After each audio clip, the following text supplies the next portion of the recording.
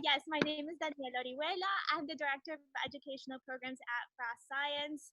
And in my role, I get the wonderful opportunity to work on a variety of different programs for people of all ages and backgrounds. So that means camps, enhanced field trips, early childhood programs, adult programming.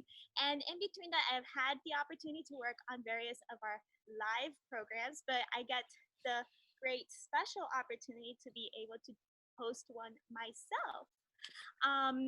As Angela mentioned, I have a background in biomedical engineering and also in public health. So, as we were talking about different topics and themes that could be helpful during this time, the topic of stress kept coming up for us, and how there really is an unprecedented time at the moment. So figured, why not talk about stress and then also talk about exercise? So I'm going to tell you a little bit about that.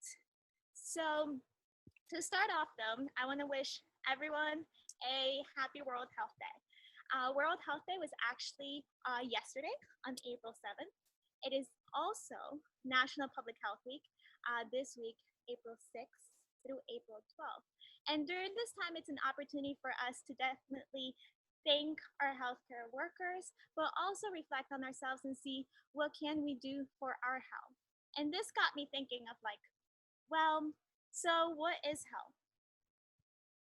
In reality, health is defined as the state of complete physical and mental and social well-being, and not merely the absence of disease and infirmity. And this is a wide definition established by the World Health Organization, because we have to keep in mind that it's not just not being sick and not being ill. It's this very holistic image of everything around us and ourselves that makes us and keeps us in a good state. That includes happiness. So as we're thinking about this time, really, it's let's see why stress is such a big deal. Chances are that you are probably stressed.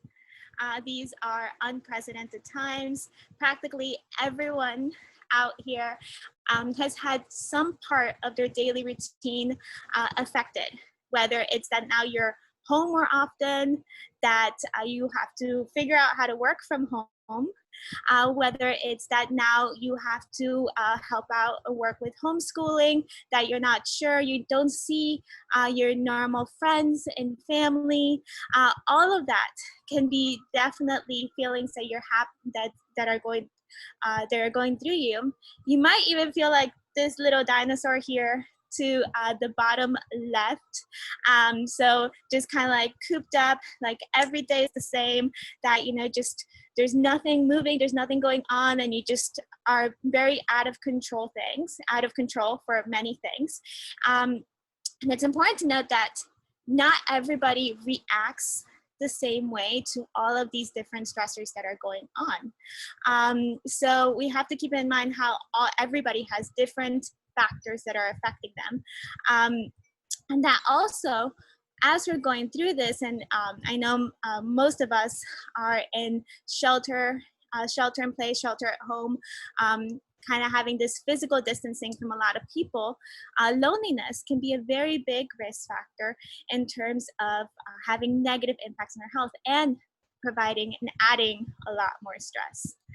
But let's see, so what actually happens when you are stressed? So in order to look at stress, we have to see that there are different types of stress. First stress that I would like to talk about is acute stress. So this is short-term type of stress, and it can be something such as encountering traffic, or forgetting your book for school, or having an impromptu meeting that you have to talk about. So this stress response is actually something that we encounter pretty much on an everyday basis. It's very normal, and usually when our body encounters a stress, it goes through a series of physiological reactions, and then also levels off. And this usually takes around 90 minutes to get back to normal. So this has been an evolutionary advantage, because in the case that there is a stressor or danger around us, we're able to react. So I usually like to use something like a lion is coming after you. PowerPoint didn't have those cute lion animations. So I added a T-Rex here.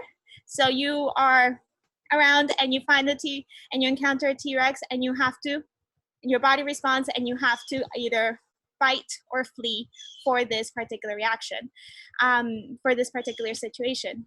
Now, apart from acute stress, there is also chronic stress. Chronic stress is long-term and it's constantly present. Now, this has a series of implications on your body because your body is in this constant state of guardedness. So I'm showing this as kind of T-Rex that's just constantly walking behind you. And of course, this doesn't have to be something as big as a T-Rex going behind you, but it can be a variety of different things, just this not having enough physical interaction with people, or having some job insecurity, or just feeling cooped up at home. All of those factors can really, really present themselves as constant chronic stress for you. So I see so Daniella, yeah, I have a question for you. So I'm pretty sure I'm going through some chronic stress right now, I'll be honest, with everything going on. So what's going on in my body when I have acute or chronic stress? What does that mean for me in my body? Perfect. So I'm going to tell you about, first of all, acute stress. So it actually all starts right with your senses in your brain. So you see that T-Rex or that lion or whatever might be a stressor for you, and through your eyes, ears, everything else, that gathers information and sends it over to your brain. Now, your brain, there's an area in your brain called the amygdala that is in charge of processing and interpreting that information. And if it senses, if it figures out that there is something that is distressing, it sends a signal to another part of your brain. It's called the hypothalamus. And now this hypothalamus, if it has that signal of distress, starts triggering and activating a series of responses in your body through your nervous system. Now in this case, in the terms of especially acute stress, how this reaction starts, it's actually part of a lot of, I'm going to throw a couple of terms out here, and I can go over them in a little bit more detail, if anything, but it's actually triggers your autonomic nervous system. And from your autonomic nervous system, there's two types. There's one that's called sympathetic and another one that's called parasympathetic. We're going to talk about the sympathetic. And the sympathetic nervous system starts triggering this effect that you may have heard of it as kind of like fight or flight. And this sends through your nervous system, it sends a signal to your adrenal glands. Now, your adrenal glands are glands at the top of your kidneys, just resting at the top of your kidneys. They're in charge of producing a lot of different hormones for various physiological reactions in our body, but one of them being this one. And they start releasing all these types of hormones into your bloodstream that send signals to your organs and the rest of your body of how to act and how to react.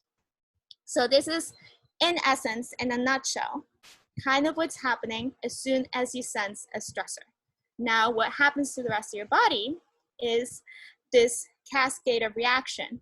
So we were off with the adrenal glands start releasing these hormones.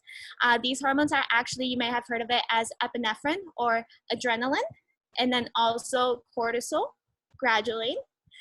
And then this adrenaline starts telling your cardiovascular system, so your heart and your blood vessels, to start beating faster.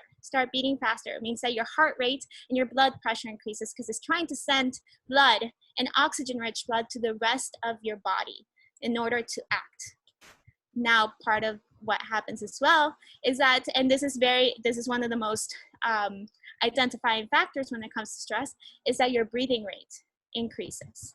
So you start taking more shallow breaths because your body wants to get as much of that oxygen into your body and take out any waste as possible. So that way it can get all of that oxygen and nutrients to the rest of your body.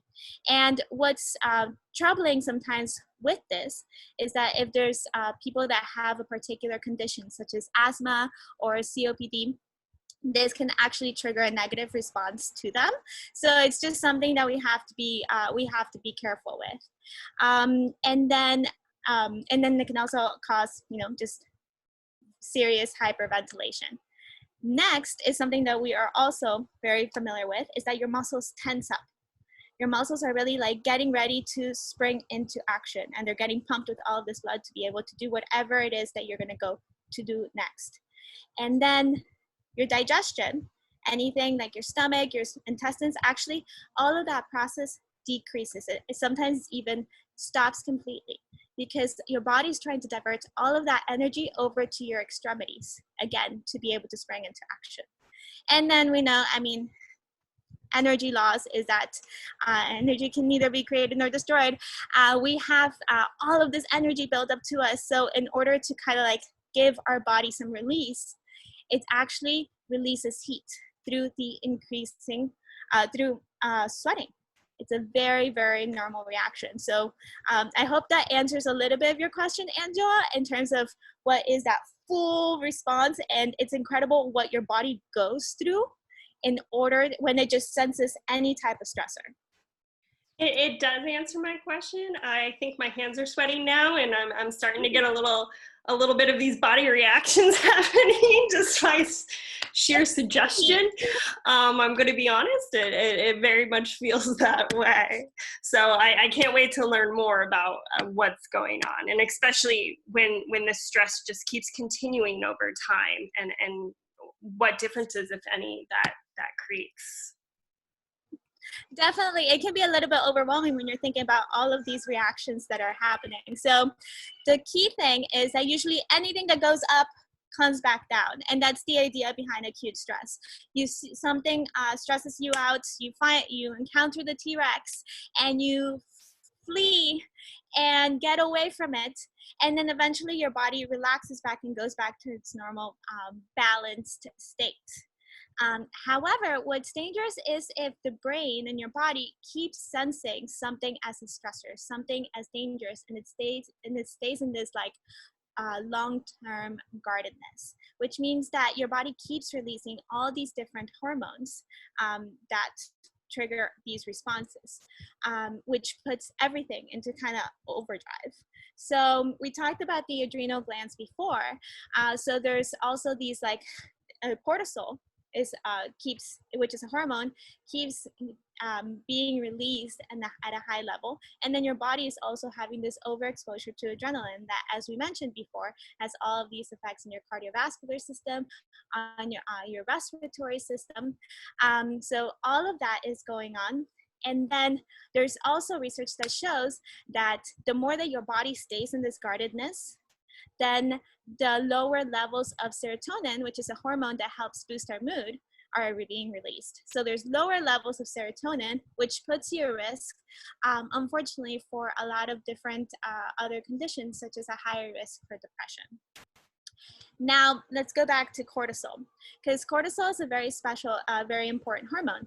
And actually, as it's being released, it starts telling your body that it needs more and more energy. And so as it tells your body that it needs more energy, myself, everybody, we all start looking for food that are usually high calories and very dense to supplement, to build our body up with that. So if our body stays in that guarded state and and it increases our appetite and we're eating like that, it can actually raise our risk for weight gain as well. So that is one of the you're telling me that all my stress eating of cake slices is valid. It's a valid body response. It is. You start seeking comfort foods. I love French fries. So my thing is like I start looking for any sweets or any like high salty foods that is gonna help me just calm down. So that is actually a total normal response. So the key thing from here is trying to see how we can bring you back to that relaxed state, so that way your cortisol levels decrease or are not staying at this very, very high level. Now, something that that I didn't mention before, but it is very important as we talk about this, is also your immune system. So as your body goes through this acute response, stress response, it also triggers your immune system. And if you stay at this high level, long-term guarded response, your immune system kind of stays up there, trying to like be ready in case there's anybody and it needs to combat any diseases coming its way. But as we know, anything that is high, it's being on high level, being very activated all the time, can get tired. So it actually makes us even more susceptible to incoming diseases or illnesses. So it's something we also have to consider, that our immune system may suffer due to this. And then ultimately also something I love talking about, because it's so important, is the fact that it actually impairs, it can be very detrimental to your sleep. You can have difficulty sleeping. This is because your body is in this high energy surge mode. So that means that you can't really turn your brain or your body off. So you may have trouble falling asleep, may have trouble staying asleep for very long. And sleep is so important, so important, because it's an opportunity for your body to really recover and repair itself. So if you don't give it the chance to do that, then it's never going to be able to fully relax and fully recover. Whew. So I know that might have been a lot, but I'm going to add one more thing, because I did promise that I was going to talk about the brain. So I'm just going to throw this out here. It's the impacts that stress has on your mental and emotional health. And this is not all inclusive. It really is all sorts of different things. One of them is that it can decrease your ability to stay attentive to something. All of those muscles tensing over to your neck and then to your head can actually cause increase your chances for migraines and headaches. You can be feeling more tired all the time. As I mentioned earlier, lower levels of serotonin can make you a higher risk for depression. People that are constantly stressed may be more irritable, more sensitive, more anxious, and that's all actually very understandable, considering all the big demands that are going through your body when you're stressed. So it's very, very important to not just talk about just the physical aspect of it, but also the mental and emotional health aspect of it and how this affects you. I think all of that's really important. And now you've thoroughly stressed me out, so thank you. I know. So Sorry. what can I do? What can I do to combat all of these reactions that are happening in my body and my brain? And what can I do? What are some tips? What are some actions I can take even now that can help make me start to feel better, to make me start to feel like myself again, or feel a little less stressed and be able to relax so I can get a full night's sleep and things like that. Definitely. So first things first, yes, I'm sorry I stressed you. Let's go to relaxation. First, take a deep breath. It's kind of incredible how much the very first step towards relaxation is taking a deep breath. It starts calming, kind of putting that like pedal to the gas that your body is like this in this overdrive. It really starts slowing it down. And the process of deep breathing is actually quite complex, but what's not complex is how easy it is for you to just breathe in and breathe out.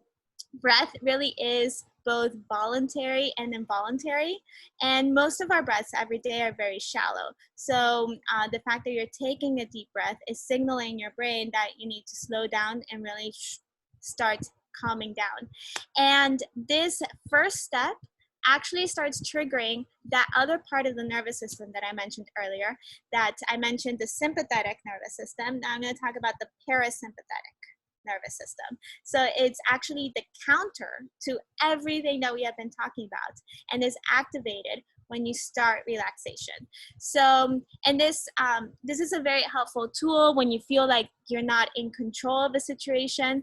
So I'm going to focus on just 3 basic things when I'm talking about a deep breath. First of all, is how air is going in through your nose, down your throat, down your trachea, into your lungs, and your lungs are going to fill up with air. They're going to fill up with oxygen rich air. Your diaphragm is going to go up, and then it's actually, as you exhale, it's going to excrete CO2, which is part of like a waste product, byproduct of our body system. As we do this, as we start taking deep breaths, our heart rate actually starts slowing down because it starts mimicking that motion. So if I'm doing very shallow breathings, your heart's going to mimic that. If I do deep, slow breathings, your heart is also going to mimic that. And as you take in these deep breaths with a lot of oxygen-rich air and start pumping it to the rest of your body, it also pumps your brain with this oxygen.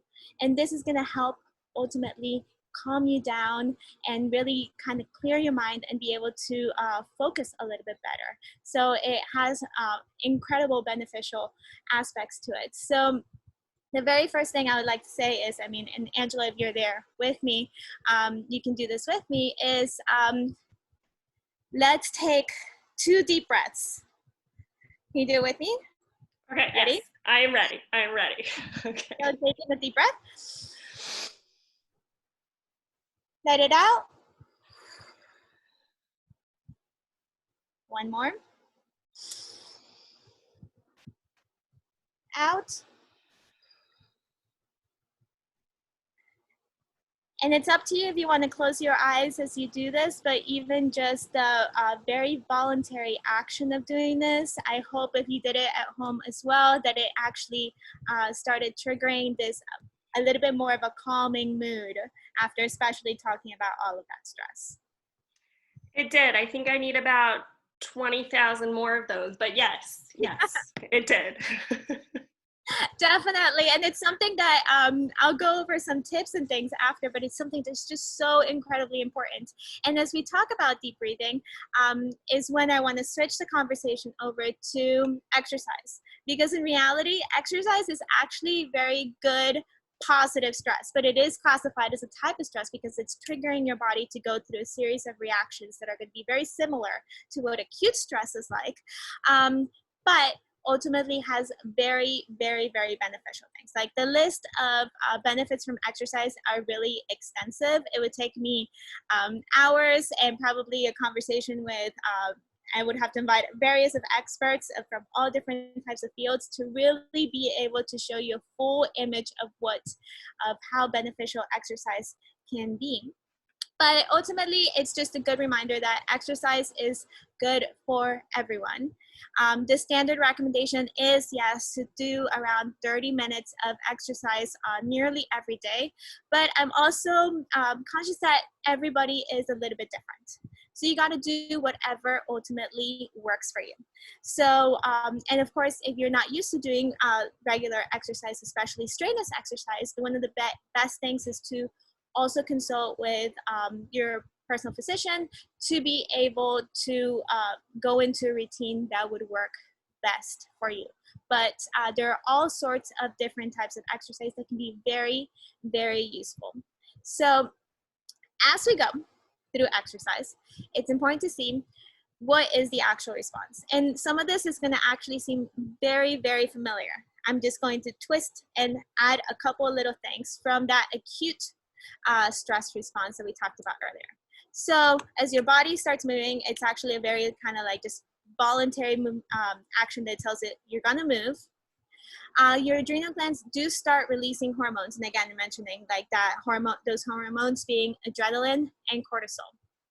Your heart rate also starts increasing, your blood pressure increases as well.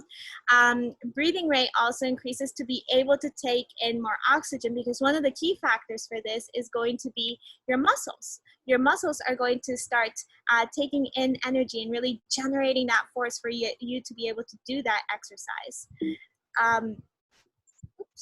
Let me see. And then part of that is also, yes, that the digestion decreases to be able to divert all that energy to muscles. And we're all very familiar with this, that as we start exercising, we're definitely probably sweating a lot more. And this is a very normal response for your body to be able to release that heat. So all of that should seem very familiar. The great thing about exercise, though, is that it's going through this acute response, it's going up, and then also as you go through exercise, your brain releases endorphins, and endorphins make people happy. Endorphins is actually a hormone that helps, that kind of acts like a painkiller for your body. So it's a very, very beneficial thing. So a lot of people after they exercise, and this usually comes in at about 20 to 30 minutes once you start the exercise, start feeling really, really, really good. So what better thing than to be doing something that's good for your body and also feeling good about it. So I wanted to go ahead and list all the amazing benefits that exercise has for you. But once I started listing them, they were pretty endless. They were pretty endless. I wanted to make like a cute infograph and all of sorts of things, but then I just felt, you know what? Let's just start listing them. And as I mentioned, this list is not even all inclusive. One of the best things that I can say is that it can definitely improve your sleep. So as you exercise, this also triggers your body after you finish exercise to go into relaxation mode, which, as we know, relaxation and sleep go hand in hand together. It is also very, very good with boosting your immune system, so keeping your immune system in a good state, increasing mobility and flexibility, keeping your heart healthy, lowering your blood pressure, and especially, actually for all of us, it stimulates growth hormone secretion, which keeps us young, keeps us from aging. So it really, really helps us in terms of that. For women especially, it helps prevent bone loss. So this is just something that I can't stress enough, that exercise is so incredibly beneficial for us. Okay, so you convinced me. Maybe now I'll go out and take a walk for 30 minutes. Which is wonderful. And getting out and exercising is really key. Is there anything else we can do besides just exercise that could also help combat stress that you know of? Definitely. So, I mean, there's, yes, you actually jumped the gun a little bit for me, but and especially things like if you're not really like very high mobility, there's all these different forms of activities that you can do. Number one, like I said, is deep breathing. Another one is just socially connecting. So though we are going through a very physical distance mode at the moment, it doesn't mean that you can't connect with others virtually. And just seeing someone else and being able to talk to them, tell them about yourself, and even just laughter. It's incredible how much research has gone into just how laughing actually releases all of these feel-good hormones and helps improve your mood overall and releases stress.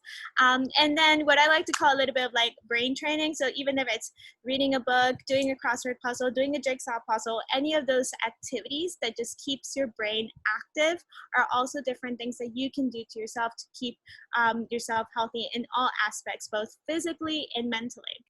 And as I'm talking about mentally, because it's definitely important to also, as I highlighted with stress, there's so many benefits also of exercise for your brain, because as I mentioned, it releases feel-good hormones that boost your mood. It helps improve attention. It reduces risk of depression. It helps with anxiety.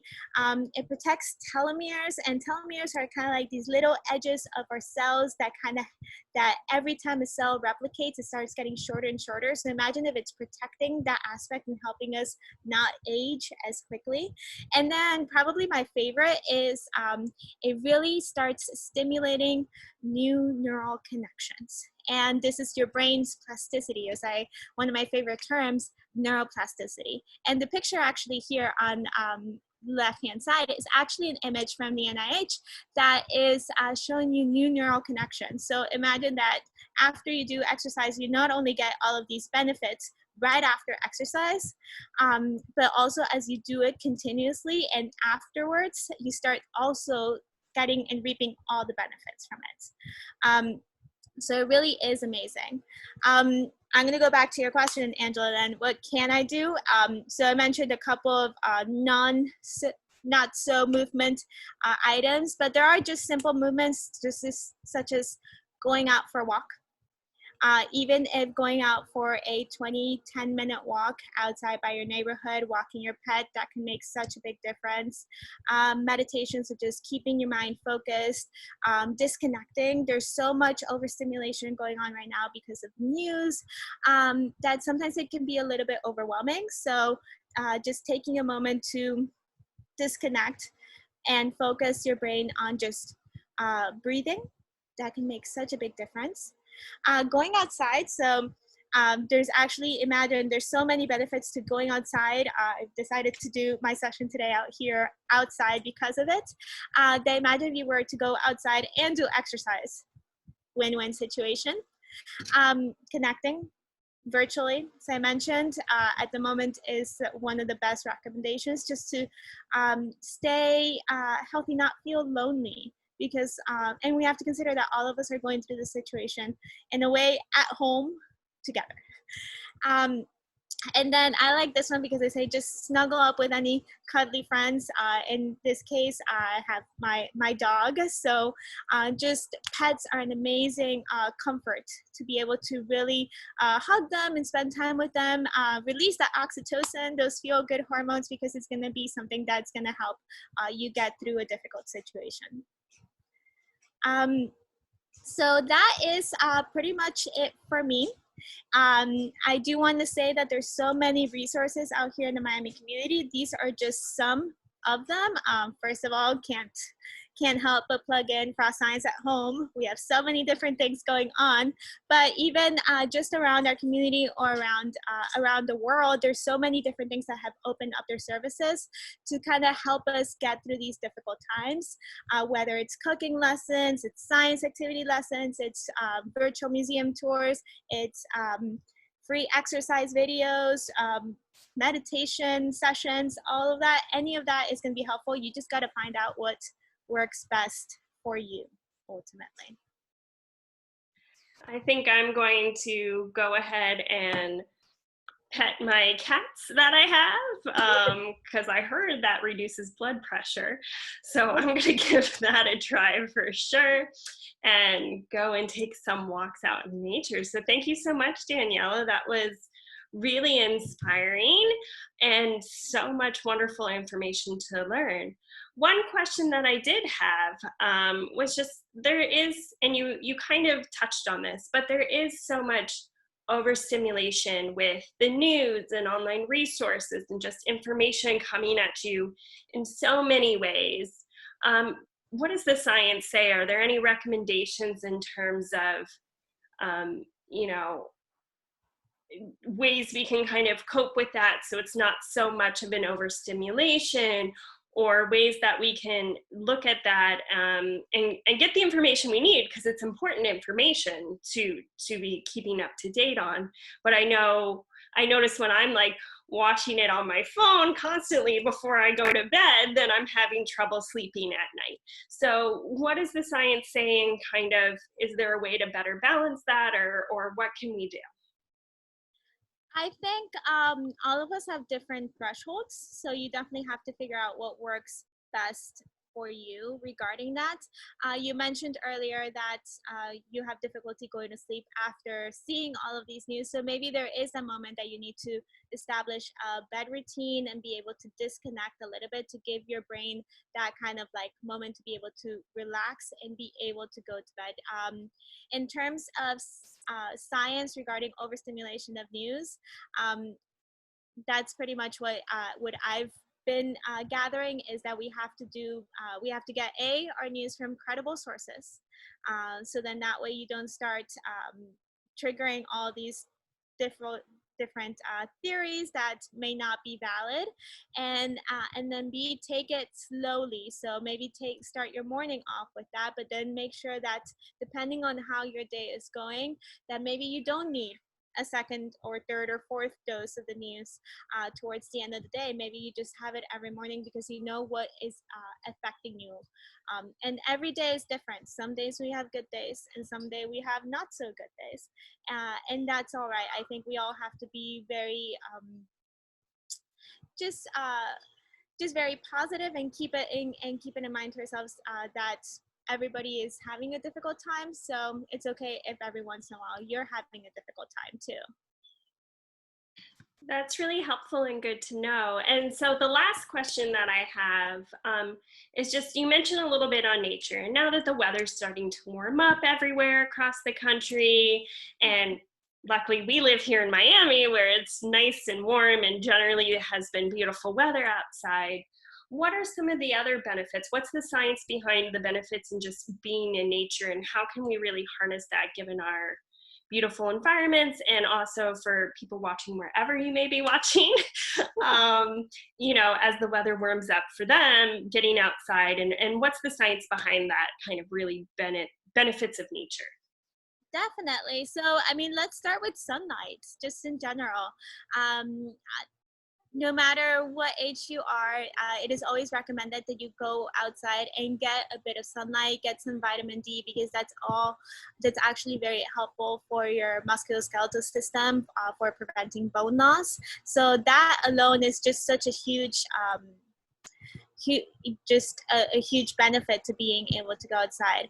Fresh air, not feeling, if you are, especially if you live in an area that is very small, you might be feeling cooped up if you're indoors all day.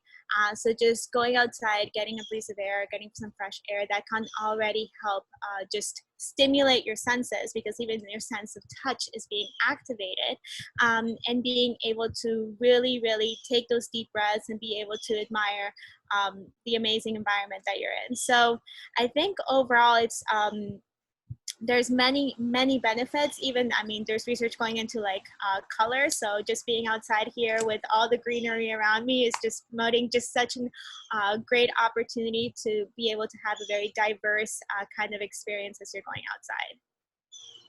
Well, wonderful. Thank you so much for joining us today, Daniella. Thank you for And having me. yes, no, we really appreciate you taking the time to talk to us about all of this wonderful science that's happening. And to all our viewers, thank you so much for joining us. This will be posted on our YouTube page as well. If you want to refer back to it at a later date and time, you can. And you can always ask us more questions on Facebook. Or any of our social media channels, and we will be happy to get that information back to you as soon as we can. Now, there's a lot of really amazing resources available on frostscience.org/at-home, so please do check that out, and you can see lots of do-it-yourself science activities at home, really cool science videos, some about sharks or sea stars, and lots of other really fascinating information, as well as take a virtual tour of the museum. So if you're missing seeing it in person, you can take a virtual tour when at your leisure, really. So thank you so much, everyone, for joining us, and we look forward to seeing you next time. Until then, have a wonderful afternoon and rest of your week. Bye.